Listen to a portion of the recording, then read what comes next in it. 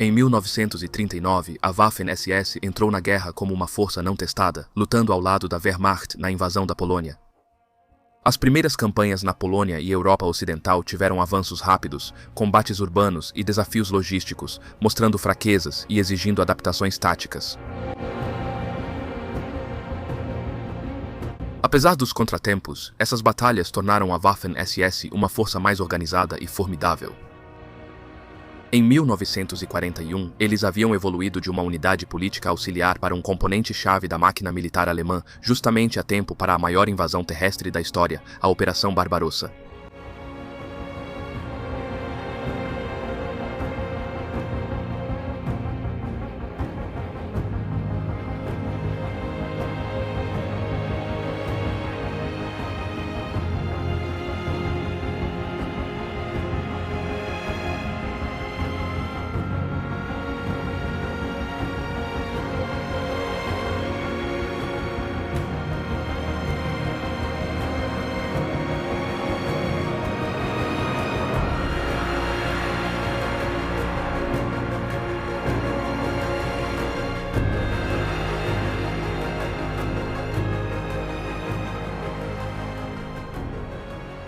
A invasão alemã da Polônia, chamada Fall Weiss, foi planejada para ser um ataque rápido e devastador, visando derrotar a resistência polonesa antes de sua mobilização efetiva. A operação foi liderada por 2 poderosos grupos de exércitos compostos por um total de 5 exércitos e cerca de 1,5 milhão de soldados. A estratégia central era um grande movimento de pinça para cercar e capturar Varsóvia, com o 3º e o 10º exércitos como principais forças de ataque. O 3º Exército na Prússia Oriental avançaria ao sul pelo norte, formando o braço superior da pinça. O 10º Exército avançaria para leste a partir do território alemão e depois ao norte, aproximando-se de Varsóvia pelo sudoeste. A coordenação dessas duas forças deveria sobrepujar rapidamente as defesas polonesas e forçar uma rendição precoce.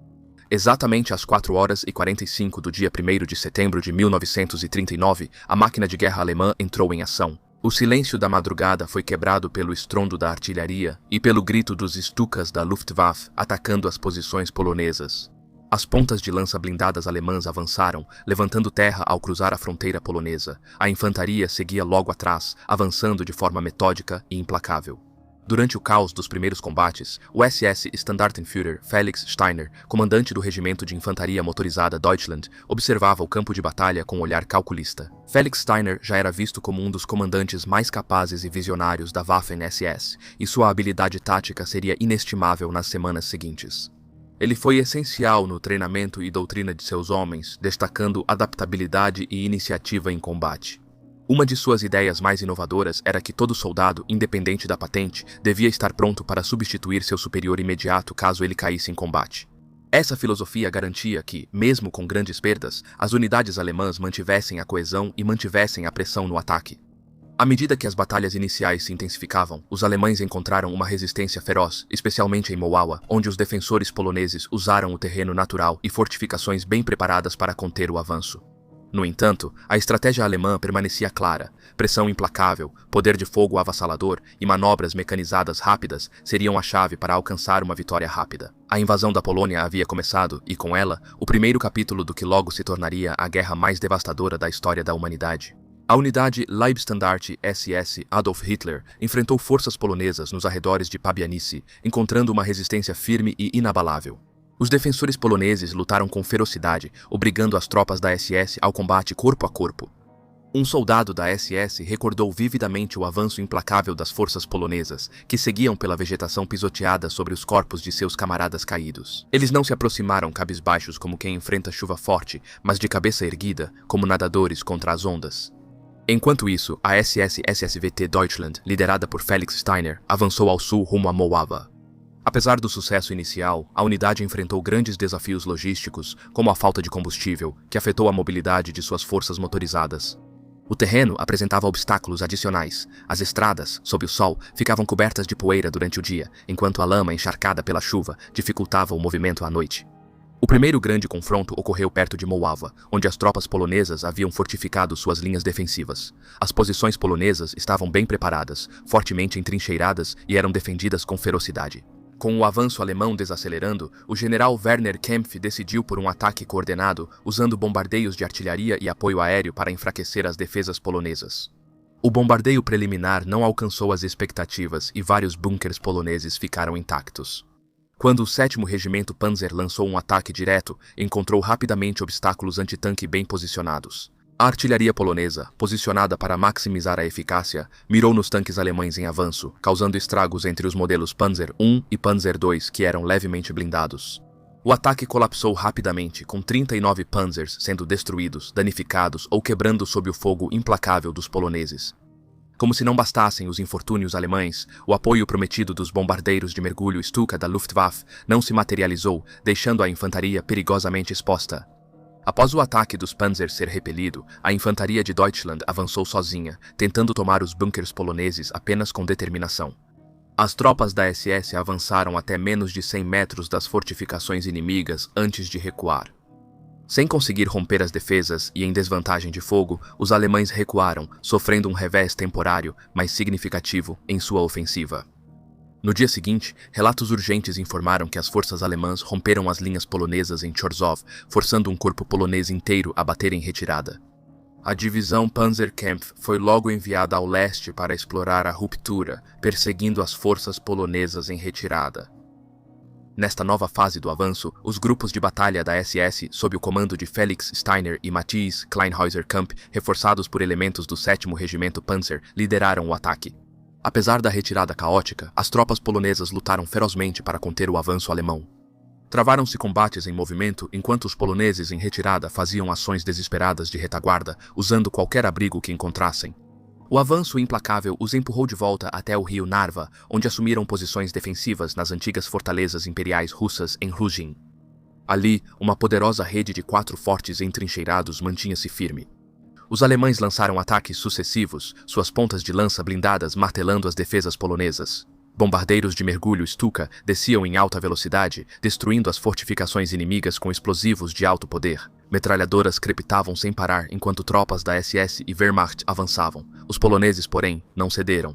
No combate corpo a corpo, os granadeiros alemães tentaram avançar à força, mas a resistência polonesa aumentava a cada metro conquistado. Embora causassem muitas baixas, as próprias perdas dos atacantes aumentavam em ritmo alarmante. Os batalhões do Regimento Deutschland estavam tão exaustos que não conseguiam expulsar os últimos defensores de seus redutos. A situação dos alemães piorou com o campo repleto de blindados danificados. 20 tanques quebraram por falhas mecânicas e outros 11 foram destruídos por canhões antitanque poloneses. Quando um último avanço parecia decidir a batalha, a cavalaria polonesa entrou repentinamente na luta, com sabres brilhando na luz que se apagava.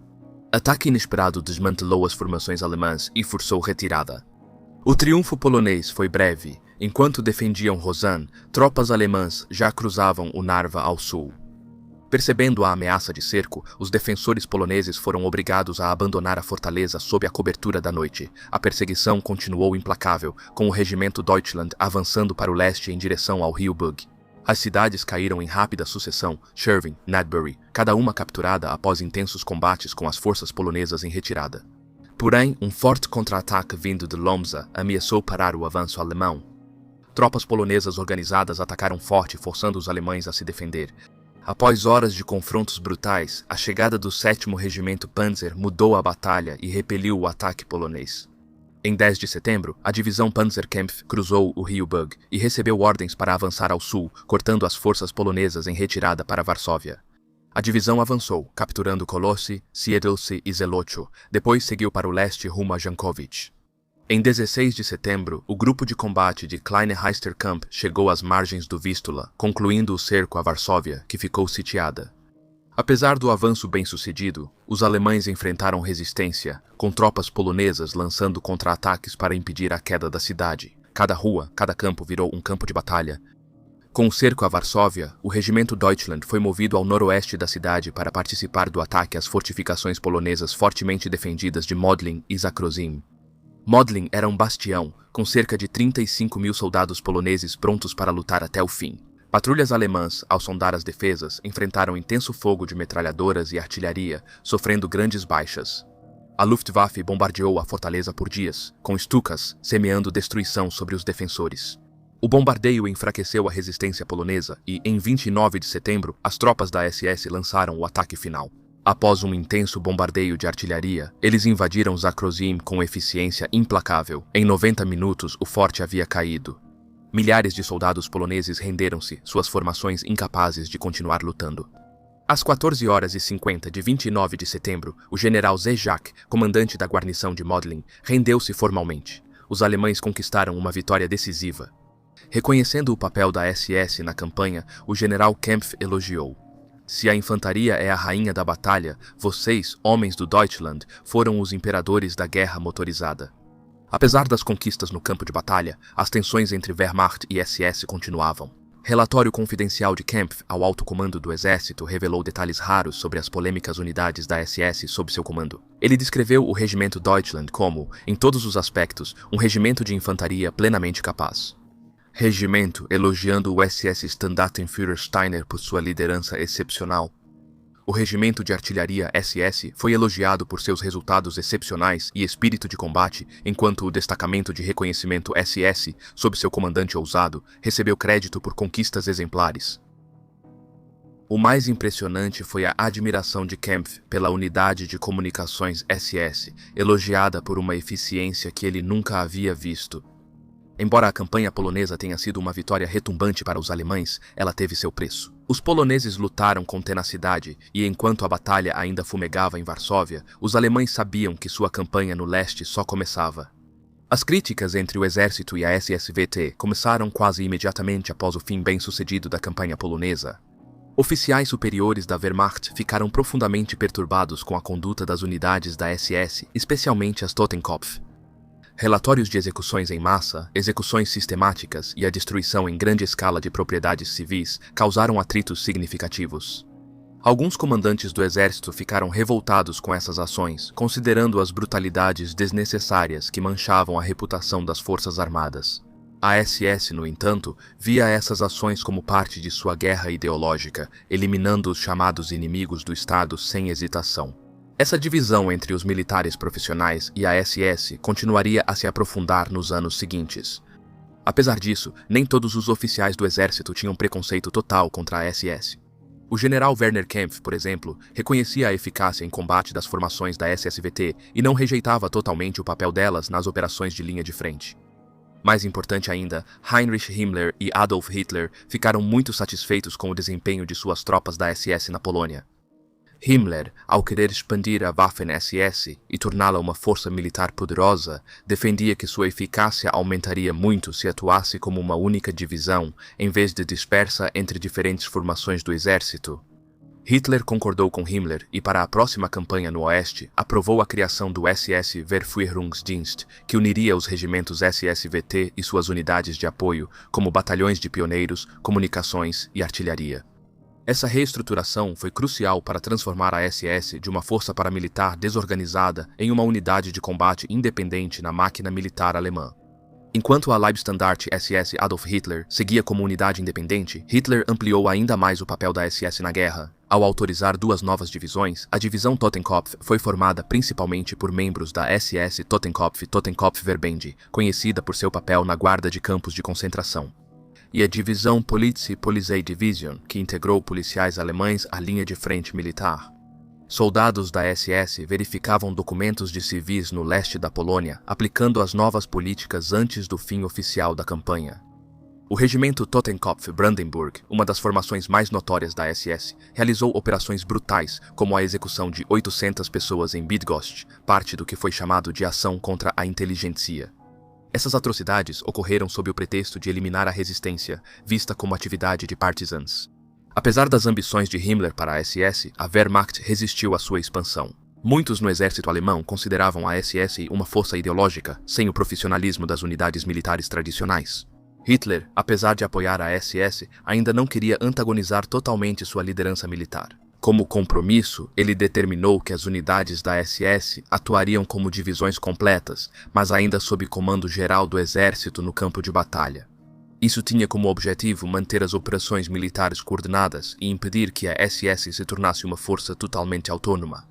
O exército também se opôs ao recrutamento da SS. Eles viam a expansão da SS como uma ameaça às suas reservas de pessoal, achando que cada recruta para a SS armada era um soldado a menos para a Wehrmacht. Sob pressão, Himmler foi forçado a encontrar suas próprias fontes de mão de obra, já que o exército se recusou a permitir que ele tirasse homens do contingente do exército. Esse momento também marcou o reconhecimento oficial do termo Waffen-SS, significando o status crescente da SS como uma força militar distinta. É preciso uma explicação detalhada sobre a divisão Totenkopf. Ao contrário da SSVT, que foi originalmente concebida como uma força de combate de linha de frente, as unidades Totenkopf foram inicialmente criadas como guardas de campos de concentração, responsáveis por supervisionar prisioneiros políticos e os chamados inimigos do Estado. Todos os campos de concentração tinham uma unidade Totenkopf, todas sob a liderança brutal de Theodor Eicher. Eicher era profundamente devoto ao nacional-socialismo e queria transformar as tropas Totenkopf em força de elite. Inicialmente, suas unidades eram vistas como depósito de recrutas inferiores da SS, mas Eicher melhorou gradualmente sua prontidão de combate com treinamento rigoroso e expurgos. No entanto, ele permanecia furioso com a percepção de que seus Totenkopfverbände eram inferiores à SSVT, acreditando que seus homens eram tão capazes quanto, se não mais implacáveis, do que aqueles das divisões orientadas para o combate. Essas disputas de poder entre o exército, a SS e seus diferentes ramos continuariam moldando a dinâmica interna das forças militares da Alemanha durante o avanço da guerra. O serviço na SS Wehrführungstruppe, SSVT, era oficialmente considerado cumprimento do serviço militar, dando aos membros o mesmo status dos soldados da Wehrmacht. No entanto, esse não era o caso do pessoal da Totenkopf, que ainda era obrigado a cumprir 2 anos de serviço militar obrigatório em outro lugar, seja na SSVT ou em outro ramo das Forças Armadas Alemãs. Isso era um grande problema para Theodor Eicher, que temia perder seus homens mais disciplinados e comprometidos para outras unidades, enfraquecendo sua força. Diferente da SSVT, criada como unidade de combate, as Totenkopf começaram como guardas de campos de concentração sob controle da SS, sem ligação direta com operações militares de frente. Mesmo assim, Eicher queria provar que seus homens eram tão capazes na linha de frente quanto qualquer unidade da Wehrmacht ou da SSVT. Em 1939 foi autorizada a formação da divisão Totenkopf, permitindo a Eicher escolher pessoalmente os melhores homens e tornar a divisão pronta para o combate. Para completar o efetivo da unidade, reservistas da polícia foram incorporados às suas fileiras, fortalecendo ainda mais os laços entre a SS e as forças de segurança interna da Alemanha. Apesar de ser reconhecida como divisão militar, a Totenkopf ainda enfrentava desconfiança do establishment militar e dentro da própria SSVT. Oficiais superiores da Wehrmacht consideravam as tropas da Totenkopf brutamontes, não soldados profissionais, enquanto alguns dentro da hierarquia da SSVT os consideravam inferiores às suas próprias formações devido ao seu histórico como ex-guardas de campos de prisioneiros e não como tropas de linha de frente. Eicher, por sua vez, ressentia essa atitude, acreditando que seus homens eram não só endurecidos pelo treinamento brutal, mas também mais comprometidos ideologicamente com o nacional-socialismo que o soldado comum da Wehrmacht. Apesar da ambição de Eicher, a divisão Totenkopf de Eicher enfrentou muitos obstáculos, principalmente dificuldades logísticas e de suprimentos, pois as autoridades militares barravam seus pedidos de equipamentos essenciais. Diferente da Leibstandarte e da divisão de Wehrführung, que tinham prioridade em veículos, armas e suprimentos, os homens de Eichmann ficavam desamparados. Como resultado, ele foi forçado a vasculhar, pedir emprestado ou até mesmo roubar os recursos necessários para garantir que sua divisão estivesse pronta para o combate. No entanto, em 1940, a divisão Totenkopf foi considerada apta para ser enviada e designada para a invasão da França e dos Países Baixos. No entanto, para a grande frustração de Eichmann, sua divisão foi mantida na reserva, sendo negada a oportunidade de participar do ataque inicial, que foi liderado por unidades mais estabelecidas da Wehrmacht e da SS. Junto com a divisão Totenkopf, outra nova formação da SS foi criada, a divisão Polizei, composta principalmente por pessoal da Ordnungspolizei, a força policial regular da Alemanha, que havia sido colocada sob controle da SS em 1936. A divisão Polizei não foi logo reconhecida como formação real da Waffen-SS. Seus soldados continuaram a usar as insígnias de patente da polícia em vez dos símbolos da SS, embora tenham adotado o estilo da águia da SS e o emblema nacional da suástica na manga. Só em 1942 a divisão foi totalmente incorporada à Waffen-SS, finalmente conquistando o direito de usar as runas da SS nos distintivos de gola. No entanto, a divisão Polizei nunca teve o mesmo prestígio que as outras formações da SS, nem recebeu o mesmo nível de motorização. Diferente da Leibstandarte e da divisão Verfügungs, mecanizadas, a divisão Polizei dependia do transporte por cavalos, reforçando seu status secundário.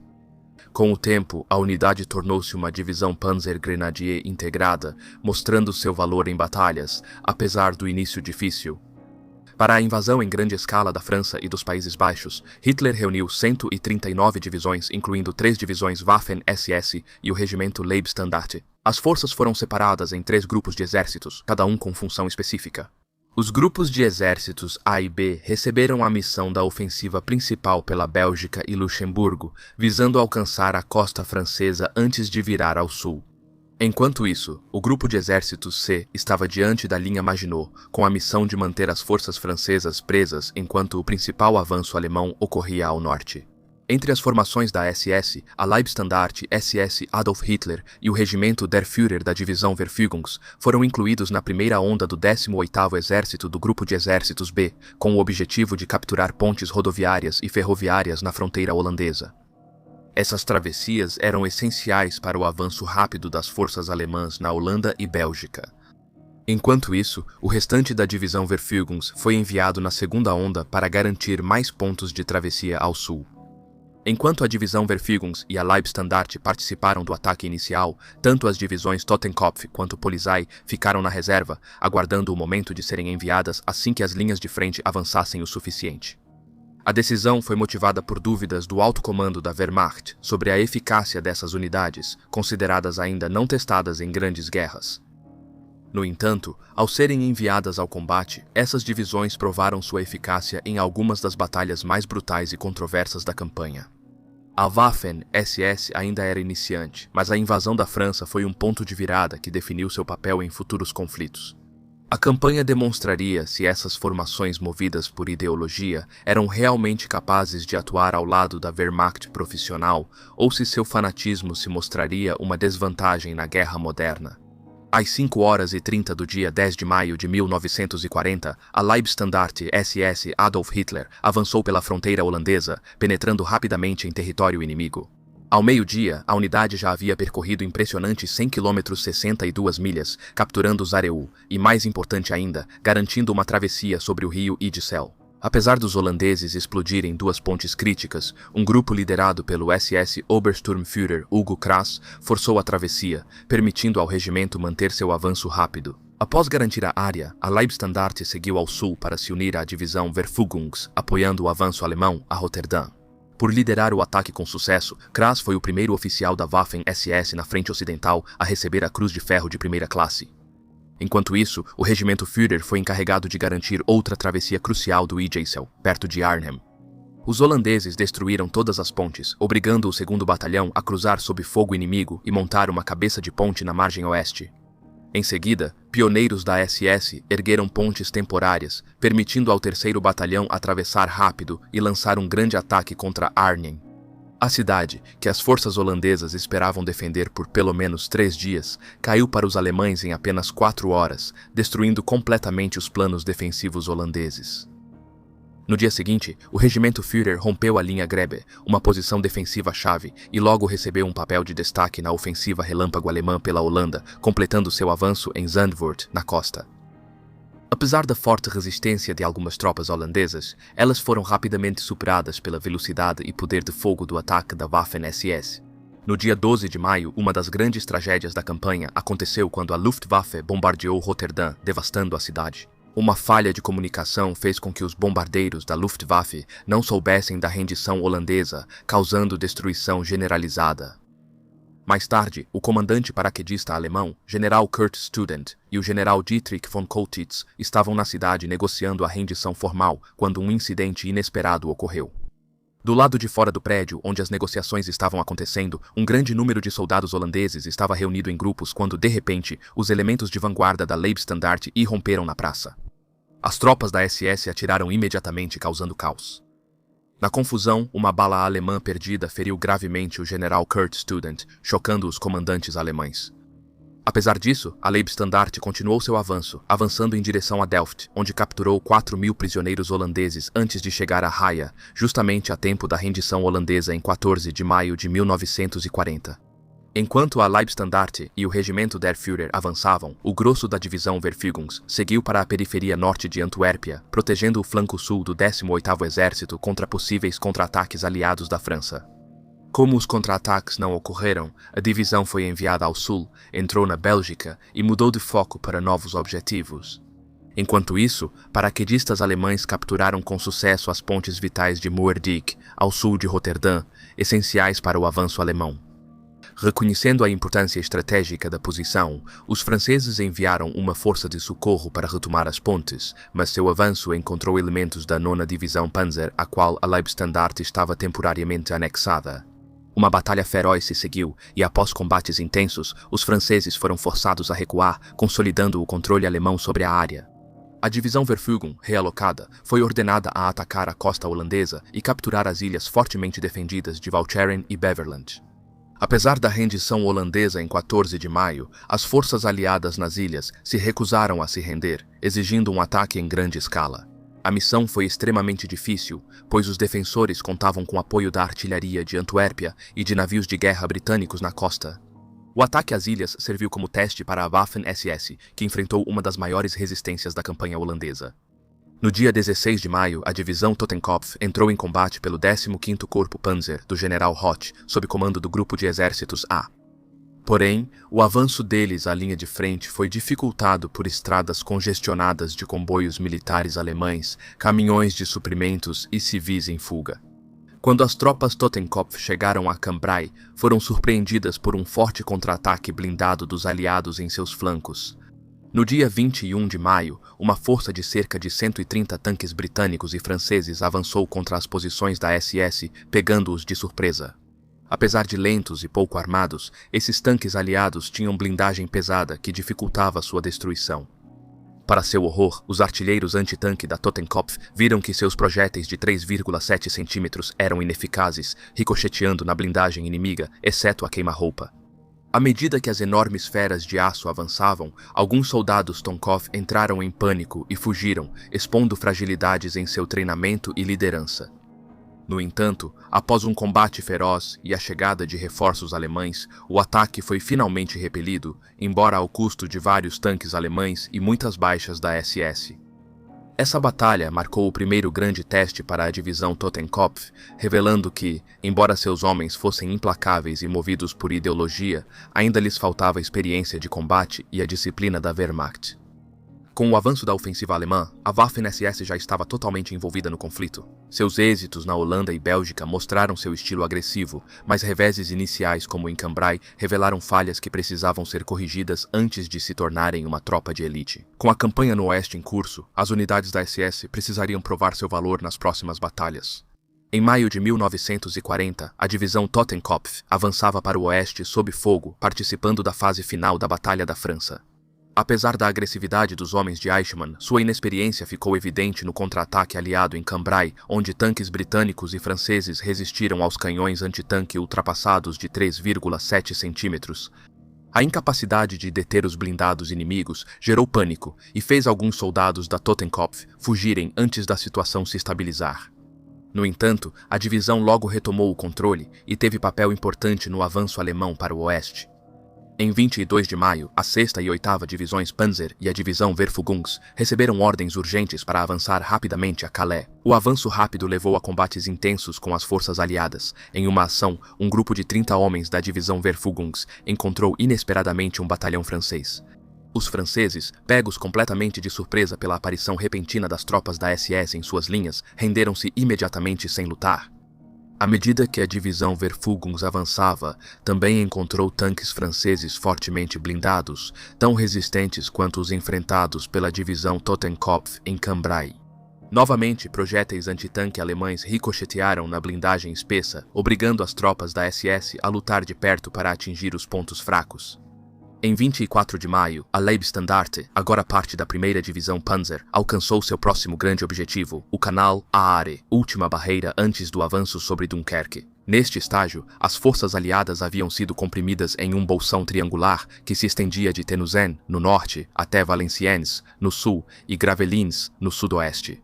Os defensores britânicos e franceses recuaram atrás de canais, usando-os como defesa natural para atrasar o avanço alemão. A Leibstandarte ficou diante de Watten, onde tropas britânicas ocupavam um terreno elevado na margem oposta, dominando a visão do setor. Enquanto os homens de Dietrich se preparavam para cruzar o canal, receberam uma ordem inesperada. Hitler pessoalmente emitiu a infame ordem de parar, proibindo ataques a Dunkerque. A decisão surpreendeu Sepp Dietrich, comandante da Leibstandarte. Seus homens ficaram expostos ao intenso fogo de artilharia britânico e vulneráveis aos observadores inimigos em terreno elevado. Diante da perspectiva de suas forças serem esmagadas até a aniquilação, Dietrich tomou uma decisão extremamente arriscada. Ele escolheu ignorar a ordem direta de Hitler e ordenou que o ataque prosseguisse mesmo assim.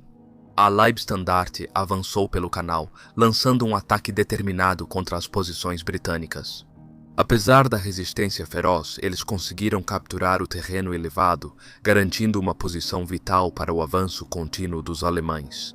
Pouco depois, o general Heinz Guderian chegou, furioso porque Dietrich havia desobedecido a uma ordem direta de Hitler.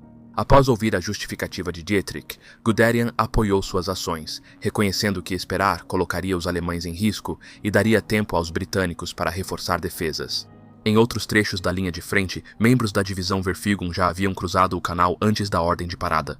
Uma patrulha de reconhecimento avançou 8 quilômetros atrás das linhas inimigas e mostrou que o setor estava mal defendido. A divisão aproveitou a chance e lançou um grande ataque, criando uma cabeça de ponte antes da reorganização britânica. A ousada manobra deu aos alemães grande vantagem, permitindo pressionar os aliados rumo a Dunkerque. Enquanto isso, a divisão Verfügung recebeu nova missão crítica: expulsar as forças britânicas da densa floresta de Nieup, que servia de posição defensiva natural para os britânicos em retirada. Os combates foram intensos, pois os britânicos resistiram com determinação para conter o avanço alemão. Em 28 de maio, o exército belga se rendeu oficialmente, causando uma situação catastrófica para os britânicos. Com o flanco exposto, os britânicos tiveram que deixar suas defesas na floresta, recuando lentamente e causando grandes perdas à SS. Com a Batalha de Dunkerque perto do fim, a Waffen-SS já tinha posição consolidada na máquina de guerra alemã. A Leibstandarte, a divisão Verfügung e a divisão Totenkopf demonstraram disposição implacável para lutar, superando dificuldades logísticas, blindados inimigos e decisões questionáveis de Hitler. Com a Batalha da França se aproximando do fim, a Waffen-SS havia demonstrado sua eficácia, mas seu verdadeiro teste viria nas batalhas que estavam por vir.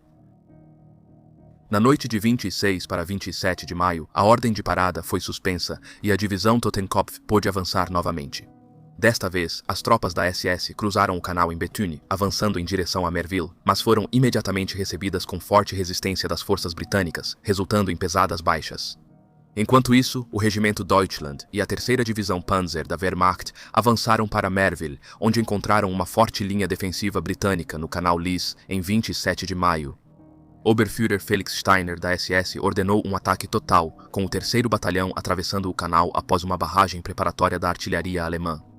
Os defensores britânicos foram expulsos e, à tarde, 2 batalhões completos da SS haviam cruzado, estabelecendo uma cabeça de ponte.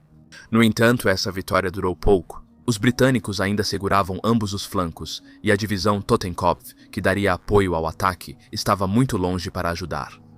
Os homens de Steiner logo se viram em sérios apuros. Um pesado ataque de tanques britânicos atingiu as posições da SS, lançando o avanço alemão no caos. No relatório pós-batalha, Steiner descreveu o heroísmo trágico de um jovem oficial da SS que, para inspirar seus homens, resistiu sozinho aos tanques com granadas até ser morto sob as esteiras de um tanque inimigo. Outro soldado da SS tentou desativar um tanque britânico subindo nele e lançando granadas, mas foi atingido e morto por tiros de metralhadora vindos de outro veículo.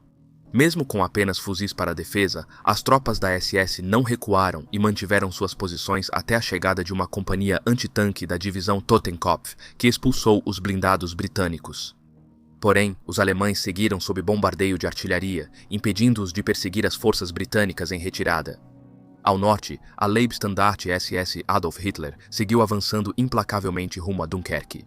Em 28 de maio, seu comandante, Sepp Dietrich, e seu ajudante, Max Wünsche, faziam reconhecimento perto de Esquelbecq quando foram emboscados por tropas britânicas. O veículo deles foi atingido por tiros, forçando-os a se abrigar em uma vala de drenagem. Com o combustível em chamas, ambos corriam risco imediato de serem queimados vivos. Em uma tentativa desesperada de sobreviver, rastejaram mais fundo na vala e se cobriram de lama para se proteger das chamas. Ao saber que seu comandante regimental estava preso, a Leibstandarte iniciou várias tentativas de resgate. 2 companhias de infantaria da SS foram repelidas e até um pelotão de tanques falhou em romper as linhas. Eventualmente, uma força combinada de tanques, carros blindados e um batalhão de tropas da SS foi reunida para flanquear as posições britânicas e atacar pela retaguarda, finalmente libertando Dietrich e Wünsche. Em 30 de maio, a Leibstandarte deixou a linha de frente e foi para a reserva perto de Cambrai para breve descanso e reorganização. Logo foi acompanhada pela divisão Verfügungs, enquanto a divisão Totenkopf foi designada para tarefas de segurança costeira ao longo do perímetro sul de Dunkerque em 31 de maio. Com a evacuação britânica se aproximando da conclusão, o foco alemão mudou para o sul. No início de junho, com as forças aliadas do norte neutralizadas, os 3 grupos de exércitos alemães focaram no restante da França. A etapa seguinte da invasão pela Wehrmacht ocorreu rapidamente. O grupo de exércitos B, com a Leibstandarte e a divisão Verfügung, avançou do canal ao rio Aisne, preparando o avanço final para Paris. O grupo de exércitos A avançou do rio Aisne à fronteira franco-alemã, enquanto o grupo C atacou diretamente as defesas da linha Maginot. Neste estágio, a superioridade numérica dos alemães era esmagadora, com 140 divisões alemãs enfrentando apenas 65 divisões francesas restantes. Em 5 de junho iniciou a ofensiva final. O grupo de exércitos B, sob o comando do grupo Panzerkleist, avançou maciçamente em direção a Paris, com destaque para as divisões Leibstandarte e Verfügung. Com reforços da Alemanha, as formações da SS voltaram à força total, prontas para um papel decisivo nas batalhas finais da campanha francesa.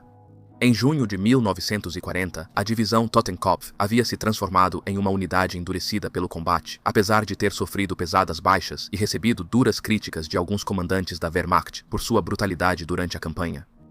No entanto, seu papel na invasão solidificou seu lugar dentro da Waffen-SS, provando que, apesar de todas as suas deficiências, agora era uma divisão experiente e capaz. Em 6 de junho, a divisão Verfügung atravessou com sucesso o rio Somme, enfrentando pouca resistência. No entanto, à medida que as forças alemãs se aproximavam de Paris, a resistência francesa se intensificou significativamente. Ao chegar ao rio Aisne, a divisão foi submetida a intenso fogo, com o regimento der Führer conseguindo forçar uma travessia, mas a um custo elevado. Ficou claro que os franceses não recuavam mais facilmente, e manter o terreno conquistado exigiria luta exaustiva. Em vez de arriscar uma batalha prolongada nesse setor, as tropas da SS foram recuadas para além do rio Somme e reposicionadas mais a leste, onde se esperava que a resistência fosse menos determinada. Em 10 de junho, Paris foi declarada cidade aberta, indicando que os franceses abandonaram a defesa da capital e moveram sua principal linha defensiva ao sul. Apenas 2 dias depois, em 12 de junho, a Leibstandarte SS Adolf Hitler cruzou o rio Mosa em Château-Thierry, juntando-se ao avanço final para o sul. Nesse momento, a Totenkopf foi finalmente liberada da reserva, permitindo que participasse das etapas finais da campanha. Enquanto isso, o grupo Panzerkleist avançou rapidamente por Champagne rumo a Dijon para cortar possíveis rotas de fuga francesas ao sudoeste. Devido à sua capacidade totalmente motorizada, a Leibstandarte conseguiu acompanhar as pontas de lança, enquanto divisões mais lentas vinham atrás, realizando operações de limpeza. A divisão Verfügung desempenhou um papel fundamental nesta fase, capturando 30.000 prisioneiros franceses ao custo de apenas 33 baixas alemãs. Uma vitória impressionante que demonstrou o ímpeto do avanço alemão. No dia 20 de junho, a Leibstandarte chegou a Clermont-Ferrand, capturando um aeródromo junto com 242 aeronaves, 8 tanques, 280 oficiais franceses e mais de 4.000 soldados. Apenas 24 horas depois, a divisão avançou ainda mais, forçando a rendição de Saint-Étienne e sua guarnição. Enquanto a Leibstandarte seguia avançando agressivamente para o sul, a divisão Verfügungs progredia de forma mais cautelosa, protegendo os flancos de tropas francesas tentando escapar do cerco. Ao mesmo tempo, a divisão Totenkopf travou uma batalha feroz contra tropas coloniais francesas em Tarare, onde acabou capturando 6.000 prisioneiros após combates intensos. Entre 9 e 10 de junho, a divisão Polizei cruzou o rio Aisne e o Canal das Ardenas com o grupo de exércitos A. Os franceses reagiram com um contra-ataque blindado, gerando combates intensos. A batalha ficou indefinida por algum tempo, com nenhum dos lados conseguindo obter uma vantagem decisiva, até que o peso da ofensiva alemã finalmente forçou o colapso dos defensores franceses. A divisão Polizei então avançou para a região de Argonne, continuando seu avanço até o dia 20 de junho, quando foi retirada e colocada novamente na reserva. Em 25 de junho de 1940, após a rendição oficial da França, as divisões da Waffen-SS foram realocadas para funções de ocupação e segurança. As divisões Verfügungs e Totenkopf foram enviadas para operações de segurança costeira perto da fronteira com a Espanha, impedindo resistência ou fugas do sudoeste da França. Enquanto isso, a divisão Polizei foi colocada na reserva do grupo de exércitos A ao longo do rio Marne, enquanto a Leibstandarte SS Adolf Hitler marchava para Paris, preparando-se para o desfile da vitória alemã sobre a França. Enquanto Hitler e Himmler inspecionavam tanques franceses, Char B destruídos, e encontravam comandantes da SS, a campanha francesa consolidou a Waffen-SS como parte fixa da máquina militar alemã. O que antes havia sido uma força experimental, agora havia provado seu valor em combates em larga escala, confirmando para Hitler que ela poderia atuar tão bem quanto, se não melhor, do que as divisões regulares do exército.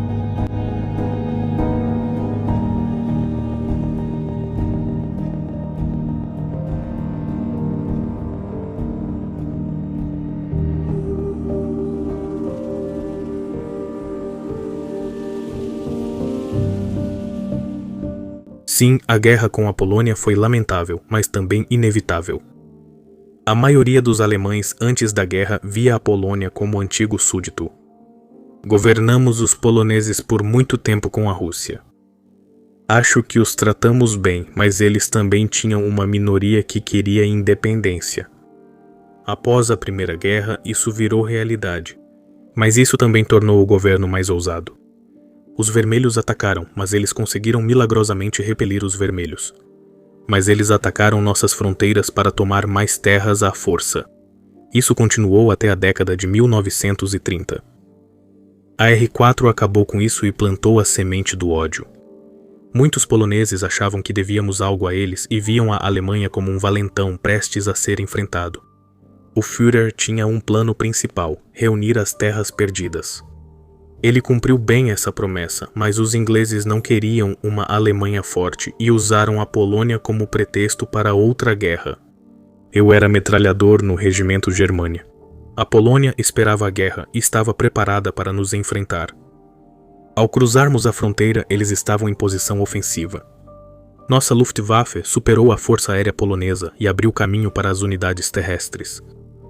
Vi nossos Panzers pela primeira vez e fiquei bastante impressionado, o que me atraiu pelo resto da guerra. Os poloneses, porém, tinham blindados superiores e destruíram muitos.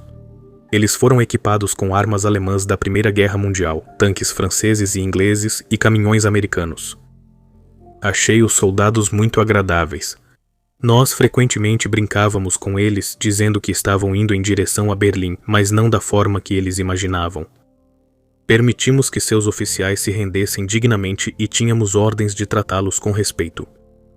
Havia alguns que eram culpados de atrocidades contra os civis e eles precisavam ser investigados, mas muitos passaram pelos procedimentos e foram liberados para voltar para casa após algumas semanas. Os civis poloneses se comportaram bem e causaram poucos problemas. Muitos vendiam comida para nós, o que era muito apreciado, pois nossas rações às vezes eram escassas. Algumas unidades da SS enfrentaram problemas em combate. Recebemos armas antigas e estrangeiras, o que dificultou enfrentar o inimigo adequadamente. Eu entendo que antigos oficiais do exército criticaram a SS, mas foram eles que nos deram armas inferiores. Eles nos mandaram para a batalha sabendo dos problemas com os equipamentos. No geral, nos saímos bem contra um exército maior e melhor equipado. A SS estava na ala norte do ataque. Entramos na Holanda sem convite, mas os holandeses deixaram claro que apoiavam os aliados e, portanto, eram inimigos. Eles só resistiram simbolicamente e logo se renderam. Felizmente, não enfrentamos combates pesados até Bélgica e França. Nesse momento, os aliados já sabiam que era uma armadilha. Então eles tentaram escapar, mas falharam. Empurramos eles para o bolsão de Dunkerque e depois recebemos ordens para parar. O Führer tinha seus motivos, que muitos de nós acreditam que era para mostrar que ele queria oferecer paz a um inimigo derrotado. Nesse ponto, confiávamos muito em nossos líderes e armas. Nossos panzers romperam as linhas inimigas, mas a blindagem deles era superior à nossa. Somente o Panzer IV podia enfrentá-los. Vigiávamos vários prisioneiros ingleses e franceses e conversávamos com eles quando possível. Ninguém entendia por que a guerra recomeçou, já que pareciam irmãos. Os civis estavam fugindo das batalhas e nós tínhamos que alimentá-los e ajudá-los, o que às vezes nos atrasava e deixava os oficiais irritados. Lembro que nosso cirurgião teve que ajudar a fazer um parto com os sons da batalha bem próximos. Curtíamos o clima e nos bronzeávamos sempre que possível. Alguns homens eram bem ativos ao conquistar garotas francesas que flertavam. Ordens constantes precisavam ser emitidas sobre regras de relacionamento e para não perseguir mulheres casadas, especialmente esposas de prisioneiros de guerra. A SS mostrou seu valor nas batalhas da Europa Ocidental, com a rápida queda da França. O maior teste da Waffen-SS ainda viria. A vitória na França foi rápida, mas a guerra estava longe de acabar. Quando Adolf Hitler voltou seus olhos para o leste, em direção ao seu inimigo ideológico máximo, a União Soviética, a Waffen-SS logo seria lançada no conflito mais exaustivo e selvagem de toda a guerra. Um ano depois, em 22 de junho de 1941, as divisões da SS que avançaram pela França foram lançadas na Operação Barbarossa, a maior invasão da história, com mais de 3 milhões de soldados alemães entrando no território soviético. A Waffen-SS, agora muito expandida, lutaria nas vastas florestas da Rússia, nos infernos congelados da frente oriental. Diferente da França, onde a campanha durou semanas, a guerra no leste seria de aniquilação total, travada com uma brutalidade implacável que nenhum dos lados pretendia conter. Foi aqui, na União Soviética, que a Waffen-SS atingiria seu auge como força militar, mas também onde sofreria suas maiores derrotas. O avanço outrora implacável das divisões da SS acabaria por estagnar diante da superioridade numérica esmagadora e da resiliência do Exército Vermelho. Cidades como Kharkov, Kursk e Leningrado se tornariam campos de destruição inimaginável, onde formações inteiras da SS foram destruídas em batalhas de tanques impiedosas e combates casa a casa. Em 1943, a ilusão de invencibilidade havia sido destruída. A Waffen-SS era uma das tropas mais formidáveis da Alemanha, mas nem sua tenacidade mudou o rumo da guerra que o país perdia lentamente. Apesar da determinação da SS em lutar, estava claro que o ímpeto havia mudado. As mesmas divisões que haviam marchado vitoriosamente em Paris em 1940 estariam, em 1945, defendendo desesperadamente Berlim contra o ataque soviético, lutando até o último homem enquanto o Reich desmoronava ao seu redor.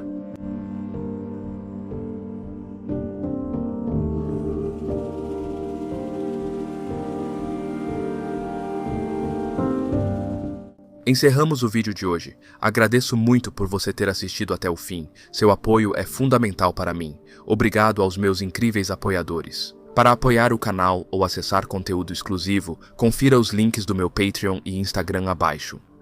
Espero que você tenha aprendido algo novo e, como sempre, te vejo na próxima aventura. Se cuida e até logo.